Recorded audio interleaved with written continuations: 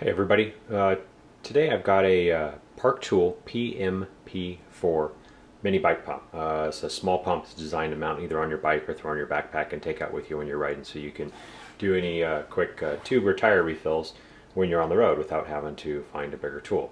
One issue that I've had with it is, well, let me back up a second. When I bought it off Amazon. It came to the house. I opened it. I think I threw it in my backpack. I don't remember if there were instructions or not. And when I went to use it today, I realized it was set up for Schrader valve, and I, for the life of me, could not figure out how to swap it to Presta valve. Searched the internet, looked, saw some review videos of some other Park Tool PMP models, but not one specifically for the PMP-4. So I kind of started experimenting with it and was able to figure it out myself, and I wanted to share it with you guys out there watching the video so that you hopefully can avoid some of the same frustration that I did. So here's how the pump usually sits, right? It's got its little collapsible handle back here, which I think is a pretty nice touch.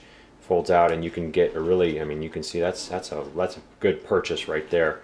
And it's got a pretty long throw to it. It moves a decent volume of air for a pump that folds up so compactly. So hopefully you guys can see this next part in the light okay. So anyway, you got the locking lever here that's unlocked, and then that's locked, right?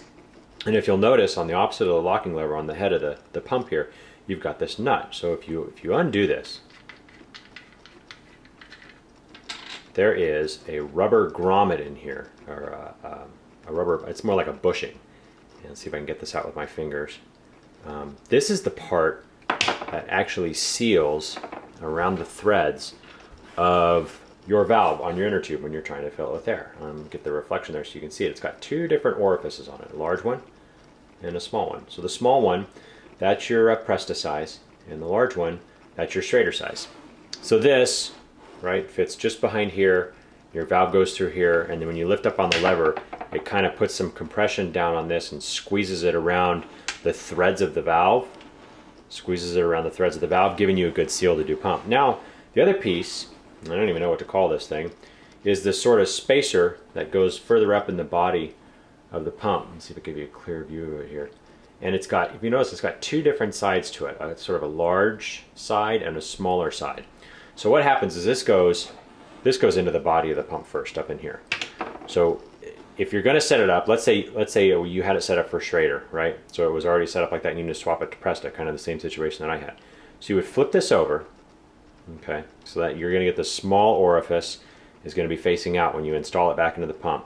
Now on the opposite side, you need to match this spacer, the nipple on the spacer, with the orifice that you're not using on the sealing grommet. So large hole for Schrader, large nipple on that side, boom, fits right together. Just drops right in there, nice and easy. If you have to force it, something's wrong, take it out, realign it, look at it.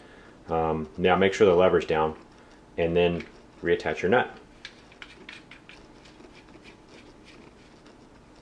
And there you go. Now if you look in there, see if you can see it. Now it's got the small orifice in there, and it's ready for your Presta valve. So when you unscrew the little locking nut on the Presta valve, fit that in there, lift up the lever, you're locked, boom, boom, boom. And this thing, you know, I mean, I was able to refill my 26-inch mountain bike tire from completely flat to full in probably about 40 or 50 pumps, which I think is pretty good for a pump this size.